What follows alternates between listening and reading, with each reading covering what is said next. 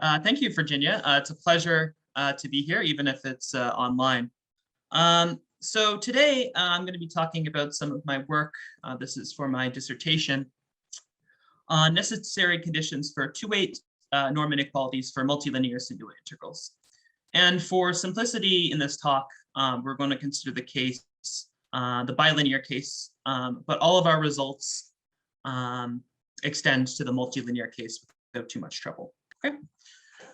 So let's sort of motivate this problem in the linear case.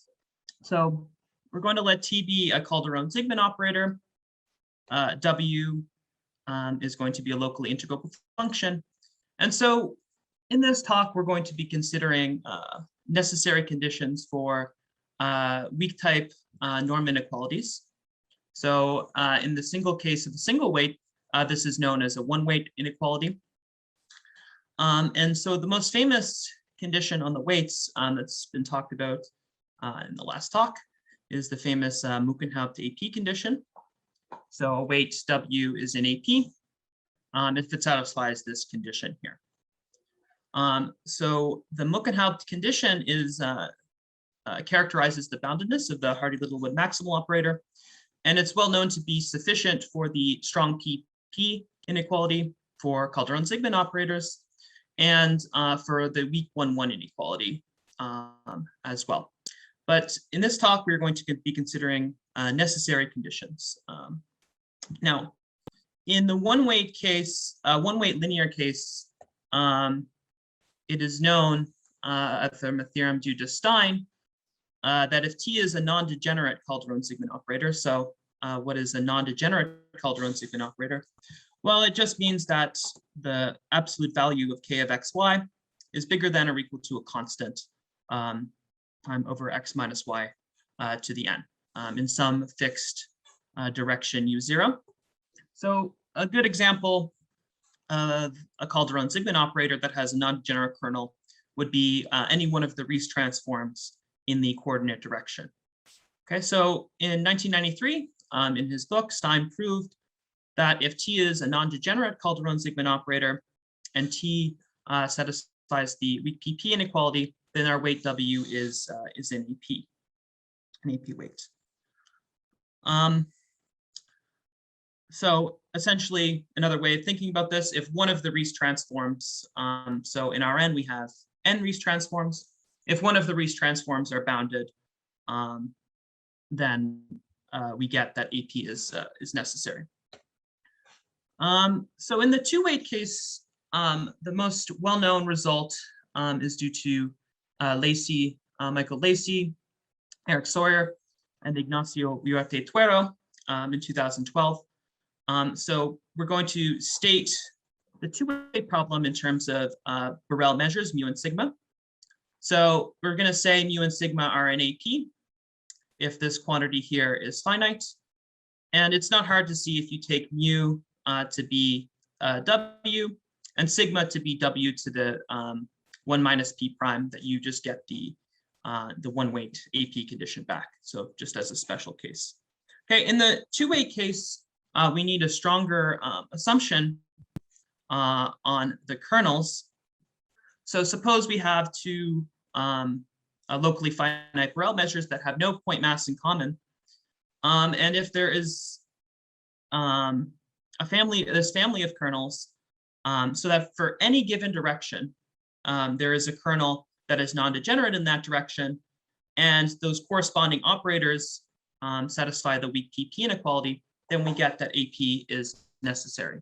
So in particular, this result requires the existence of some family of kernels, possibly infinite, although later in a more recent work, we've shown that actually it suffices to consider a finite family. So if we have a family of kernels, that is, so given any direction, we can find a kernel that is non-degenerate in that direction, we get that AP is necessary. The hypothesis of this, if we take the whole collection of Riesz transforms, so if all of the Riesz transforms are bounded, they will satisfy this hypothesis. Okay, so that's sort of what's known in the linear case. And so part of my dissertation project is to generalize some of this work into the multilinear case. Okay. For today's talk, we're just going to consider the bilinear case. So a bilinear Calderon-Zygmunt operator is an integral operator against some kernel. Okay, so this is defined formally, of course. This is defined in terms of a principal value integral. But at least formally, it's defined like this, where the kernel K satisfies some regularity conditions.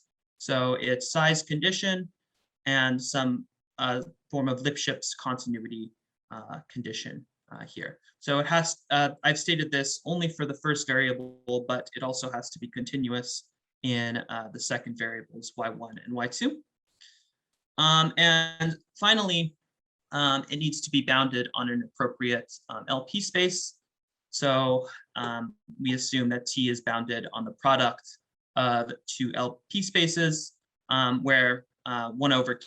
So T maps LQ1 cross LQ2 into LQ, where 1 over Q equals 1 over Q1 plus 1 over Q2, sort of a common thing in the multilinear theory. Okay, so we have to generalize this notion of a non-degenerate bilinear Calderon-Zygmunt operator. So this generalizes more or less from the linear case. So a bilinear Calderon-Zygmunt operator has a non-degenerate kernel in a direction U0 if the absolute value of k of x, y1, y2 is bounded below by this quantity. So whenever x minus y1 equals x minus y2 equals t u0. So along some direction u0. Again, one of the good examples of a bilinear Calderon-Zygmunt operator that satisfies these conditions are the bilinear Riesz transforms. So when m is equal to 2, we have 2n bilinear Riesz transforms defined as follows. And if you work out a pretty straightforward calculation, you can see that these bilinear Riesz transforms are non-degenerate in its coordinate direction. So I denotes the direction, and j is what equals 1 to 2. So that is the multilinearity. Okay. Now, we now need to consider the weights in the bilinear setting. So we're going to take two weights, w1, w2, locally integrable functions, exponents p1 and p2. So initially, we're going to assume p1 is smaller than or equal to 1, and p2 and smaller than infinity. Again, 1 over p is going to equal 1 over p1 plus 1 over p2, kind of throughout the rest of this talk. And then we take its geometric mean. So w bar is the geometric mean of w1 and w2. Okay, and then we generalize the AP condition as follows. Well, I shouldn't say we. This was done in a work in an earlier work, but the bilinear generalization of the AP condition is as follows. So weights w1, w2 are an AP if this following quantity is finite. Okay, and so we want to investigate the behavior of bilinear Calderon-Zygmunt operators on sort of these weighted spaces. Okay, so what we found and was sort of well known was this well-known paper by a learner, Ambrosi, Perez, Torres, and Trillo Gonzalez, which says that if each of the bilinear Riesz transforms satisfy this weak type inequality, then this AP condition, multilinear AP condition, is necessary. But if you recall back to the result of Stein, it seems that we should only require that one of the Riesz transforms be bounded. We may not need all of them, all 2n of these Riesz transforms. Again, this theorem I've stated in the bilinear case. This is approved in the multilinear case in their paper. Okay, so then we got to asking, okay, so this is what we had to work with, and then okay, we wanted to generalize Stein's result into the multilinear case. And it turns out we do have a generalization. So if we have a bilinear Calderon-Sigman operator whose kernel is non-degenerate in the direction U0, and it satisfies a weak type inequality, then we get that AP is necessary. Okay, so this fully generalizes Stein's results and unions into the multilinear setting. What do we use to prove this? I'm not going to get into too many details about proofs, but the main idea is considering these multilinear averaging operators. Because T has a non-degenerate kernel, we can use the non-degeneracy and then the smoothness of the kernel to essentially bound T from below by these bilinear averaging operators. And by invoking the weak PP inequality, we can show, in fact, that the averaging operators are actually strongly are strong type bounded. Okay, so we show that the averaging operators are map LP1 W1 cross LP2 W2 into del P of W bar, and then AP is easily seen to be necessary for these averaging operators to be bounded. Okay, so now we turn our attention to the 2-8 case. Now in the 2-8 case, we sort of have two results, okay? So again, we establish this generalization of this AP condition. So we say a triple M mu sigma 1 sigma 2 is in AP if the following quantity is finite. And we've established the following. Okay, so we basically have two versions of this theorem. One version assumes we have a bilinear CZO whose kernel is non-degenerate in a single direction. And this result actually has a corresponding analog in the linear case as well that I didn't state, that we proved last year, I guess, was when it was published. So,